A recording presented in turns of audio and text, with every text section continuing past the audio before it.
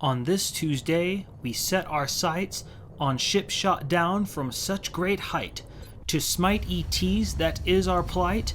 Operation Lawful Lantern Fight! Sorry for ignoring the usual Spliced strategies pleasantries, but any mission title that gives me an excuse to make a Green Lantern Oath parody calls for a breach of normal decorum. Plus, I squeezed in a Mortal Kombat reference in there, so I'm giving myself 3 points. And if awarding myself with points bugs you, please just remember that this is Spliced Strategies, the web series where the aliens get shot up and the points don't matter. Starting off, we find some meld up and to the left, and we start marching in that direction. Though, when you're a hulking robot man like Gemini Spark, you do not march, you galumph. If you will please recall, this crashed UFO is a medium-sized UFO, so we expect bigger and tougher resistance than with our previous UFO crash sites.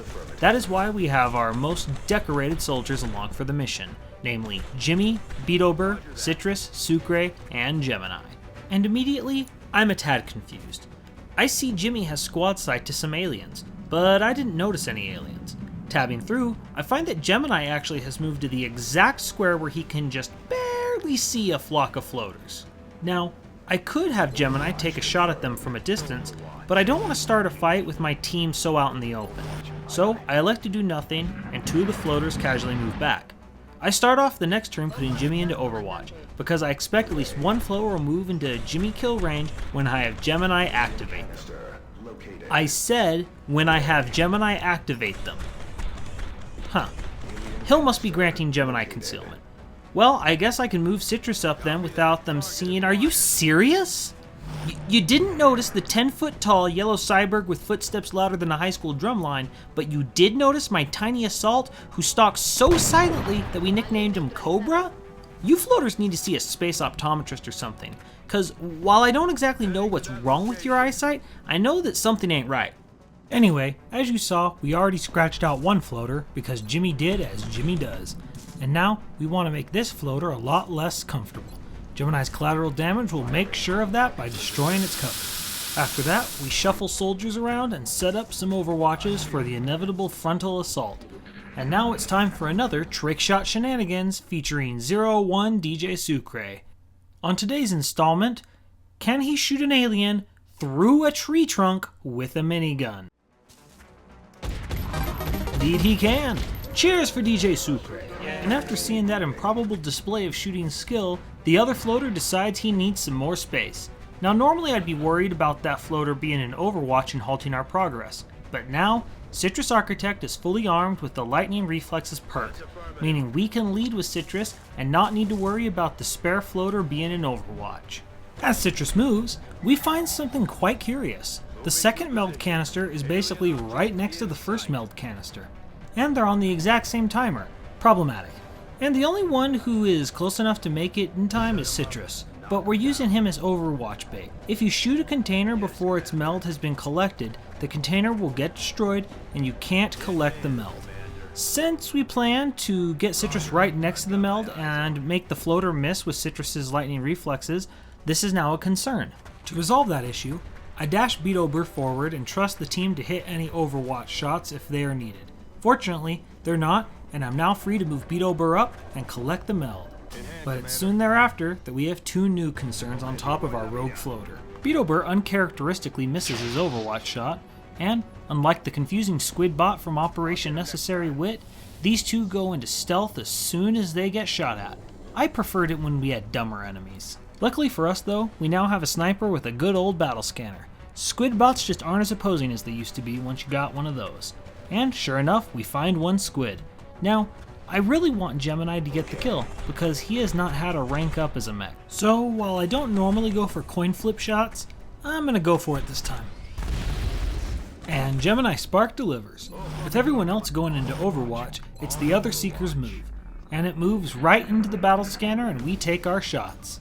Unfortunately, Citrus causes some very nerve-wracking property damage, but DJ Sucre proves that he's still shooting lights out.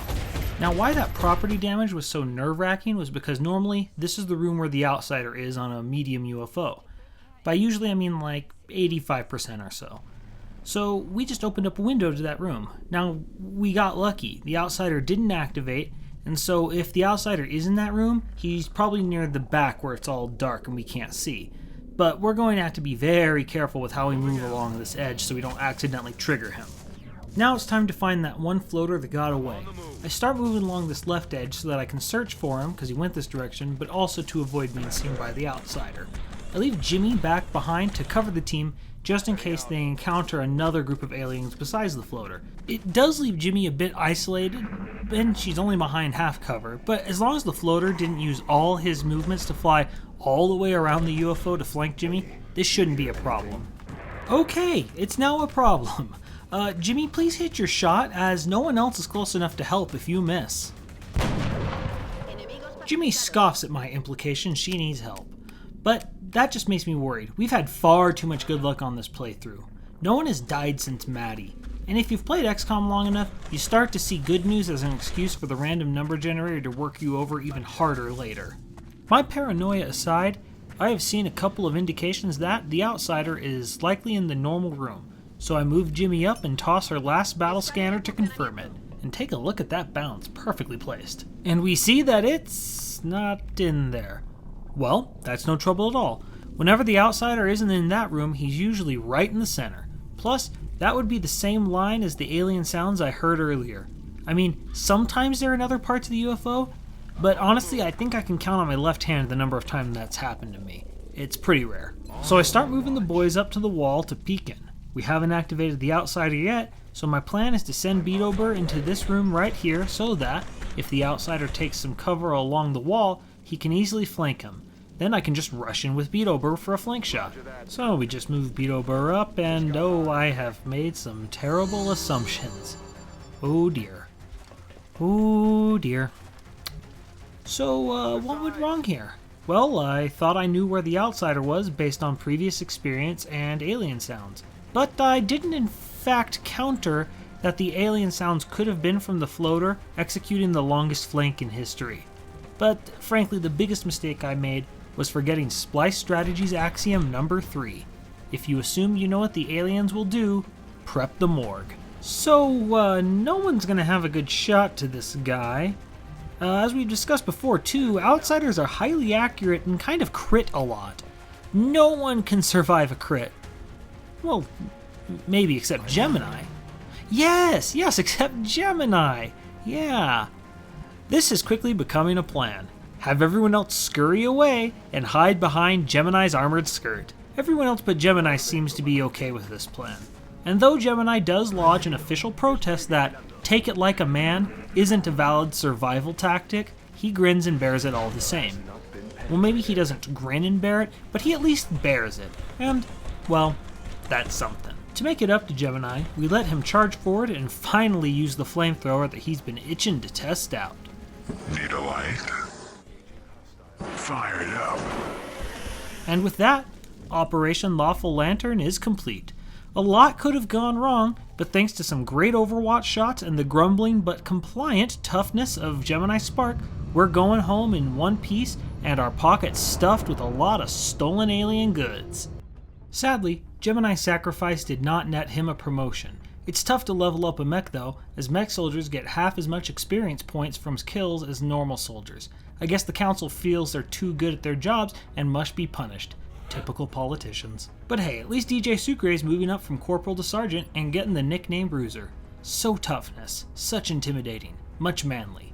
Wow. In the perk department, we're heading for what I think is another no-brainer. Shredder Rocket gives the Heavy another rocket to fire that does less damage, but makes it so the target takes more damage from other sources. This could be useful later against bigger foes with more health, but our other choice, Suppression, is identical to the suppression we gave to Beetober. As you know, I'm about preventing damage more than doing damage, so Suppression it is. After that, we go to the gray market and sell off all the broken alien junk we can't use, then check out on our construction situation. Now, the next thing I need to build is the Xeno Containment Unit.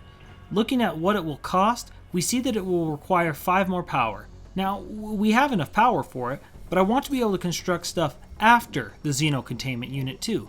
That means we'd need more power, and we have a wonderfully convenient steam vent here. As previously covered, steam vents allow you to build thermal power generators, but those suckers cost 200 simoleons, meaning it's time to sell, sell, sell! Everything must go! Want a spacey flight computer for your gaming rig? Just 40 double S's. How about some alien corpses? They look great stuffed and posed in your trophy room. Just ask Gemini Spark. Selling corpses for only 5 space dollars. Squid robots? Kids love those. Just 5 monies each. These prices are out of this world. Are we out of our minds? Maybe, but the council doesn't give us enough funding for the last hope of the human race, so we're selling everything! With a thermal generator now under construction, it's time to scan.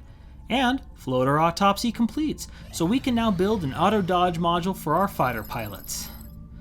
A little late for that. Regardless, we'll soon have the space for Xeno containment unit, so it's time to start research on our taser.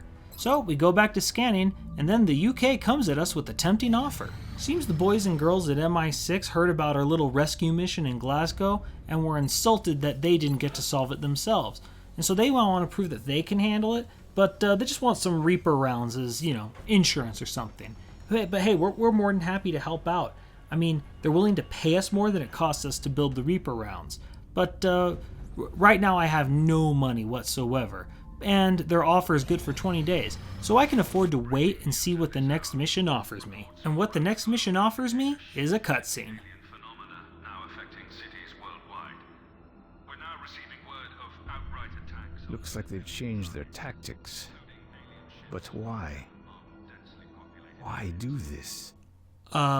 Because they're the villains, genius.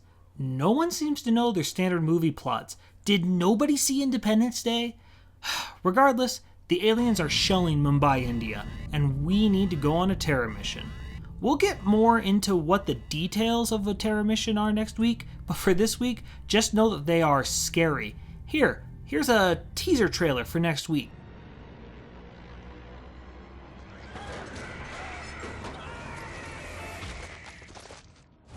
So yeah, that looks like fun. So much fun we will, once again, be sending the entire A-team and not mess around with trying to promote any rookies.